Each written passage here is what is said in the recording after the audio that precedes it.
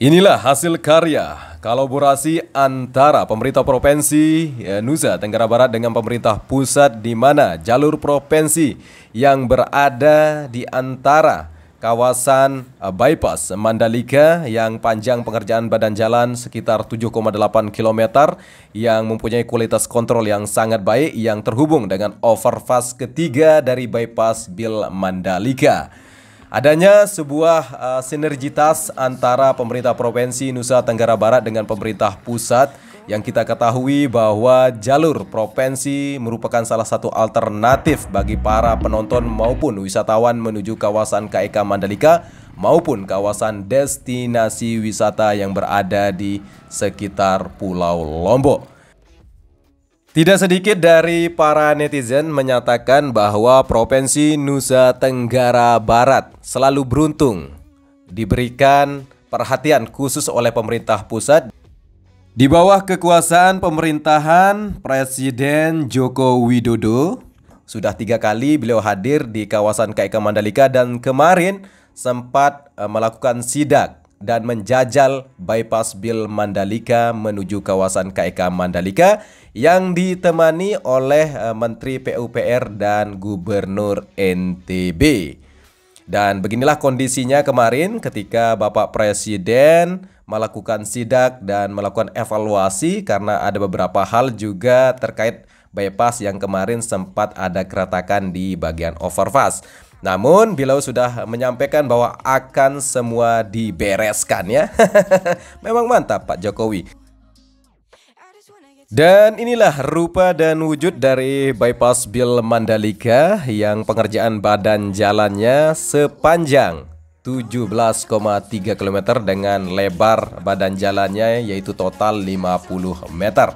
Namun di sini saya tidak akan mereview bosku tentang bypass Bil Mandalika, namun saya akan mereview bagaimana hasil kerja pemerintah Provinsi Nusa Tenggara Barat untuk mendukung fasilitas transportasi atau mobilisasi, di mana infrastruktur jalan terus dilakukan pembenahan. Dan kali ini saya akan bercerita bagaimana rupa dan wujud quality control di pembangunan badan jalan yang dimulai dari Desa Batunyale menuju Desa Sengkol, yang pengerjaan badan jalannya kurang lebih 7,8 km yang sangat mulus dengan treatment pembangunan yang saya anggap itu sangat baik. Saya ini jujur-jujuran bosku ya, kalau mengatakan buruk ya buruk, atau jelek atau rusak ya, tapi ini sepanjang hidup saya di Pulau Lombok, dan jalan ini merupakan jalan desa saya bosku, yang dulunya merupakan jalur kabupaten yang diambil alih oleh provinsi ya. Jadi infrastruktur dasar di sini sangat dibenah dan sangat diperhatikan oleh pemerintah Provinsi Nusa Tenggara Barat di bawah kepemimpinan Bapak Zulkifli Mansah dan Ibu Hajah Rohmi ya. Memang kawasan jalan ini terhubung dengan overpass ketiga dari bypass Bil Mandalika.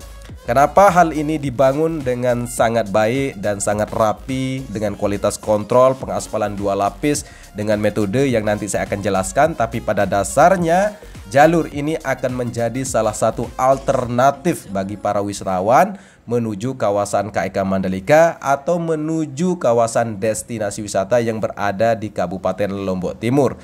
Ini merupakan jalur pemotong atau kita sebut jalur cepat dari Kabupaten Lombok Tengah atau pusat kota Praia menuju kawasan KEK Mandalika. Selain jalur bypass ya, ini merupakan jalur yang sangat rata ya.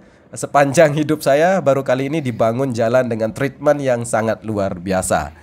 Dulunya ya tidak sampai 5 tahun jalannya sudah rusak, tapi saya perkirakan dengan metode dan penerapan dan kualitas kontrol bagian jalan ini akan sangat baik dan mampu bertahan sekitar 10 tahun ke depan. Dengan metode dasar dilakukan pelapisan dan memperbaiki jalan yang sudah lama, dilakukan perataan penggalian yang dimana sekiranya material tanah itu elevasinya terus berubah, dilakukan penimbunan dengan material tanah gunung, lalu dilakukan pengaspalan. Setelah semua dilakukan evaluasi, baru dilakukan pengaspalan lapisan pertama, lalu lapisan kedua. Dan tahap ini merupakan tahap finishing untuk lapisan kedua di sisi sebelah kanan. Sebelum itu dilakukan pembetonan baik kiri maupun kanan atau kita sebut sebagai trotoar dengan menggunakan alat finisher dan beberapa roller dan vibrating roller untuk melakukan pemerataan dan pengerasan.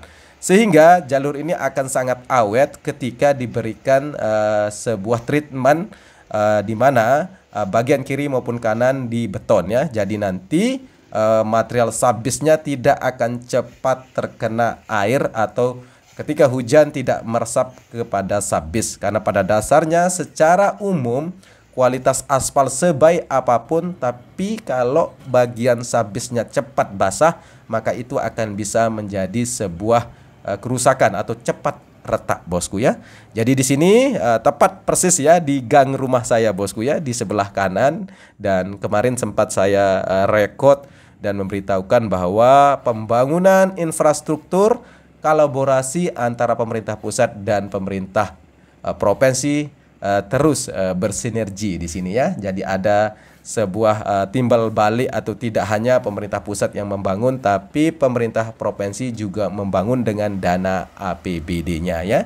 Tidak selalu pemerintah provinsi Nusa Tenggara Barat juga ya mengedepankan dana dari pusat atau APBN ya, tapi tidak serta-merta ya jumawa atau melepaskan pembangunan yang berada di kawasan KEK Mandalika. Pemerintah Provinsi Nusa Tenggara Barat juga berperan aktif untuk memperbaiki semua sarana pendukung, karena tanpa akses jalan yang baik tentu tidak akan memberikan kenyamanan bagi para wisatawan, karena Lombok pada dasarnya mempunyai kelebihan yaitu destinasi wisata yang sangat beragam dengan pantai yang indah, gunung yang sangat dicintai oleh para pendaki yaitu Rinjani, dan beberapa hutan-hutan yang masih alami, air terjun, dan segala jenis destinasi wisata yang Anda mampu menikmatinya dengan sangat nyaman nantinya ketika berada di Pulau Lombok.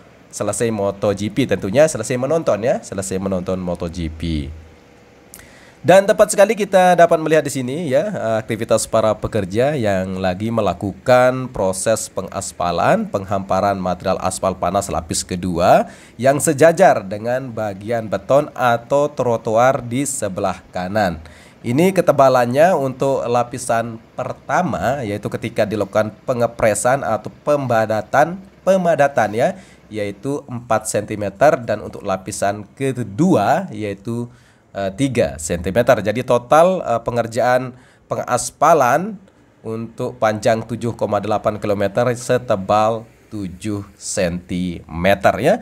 Jadi di sini sangat rata, bosku. Tumben saya merasakan pembangunan yang sangat luar biasa, karena ini merupakan jalur yang sangat rata, treatmentnya sangat luar biasa. Kenapa seperti itu saya sampaikan? Karena lapisan pertama dilakukan uji coba dulu ya, dilakukan uji coba selama 1 bulan, didiamkan untuk mengetahui di mana keretakan atau bolong.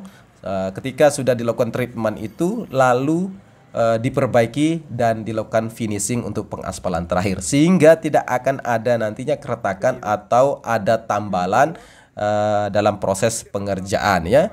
Jadi di sini proses pengerjaannya akan berakhir, akan selesai sekitar 1 minggu ke depan, dan akan dilakukan pengecatan untuk marka jalannya. Selain itu juga, di mana kawasan ini dulu sangat gelap ceritanya, juga akan diberikan penerangan jalan.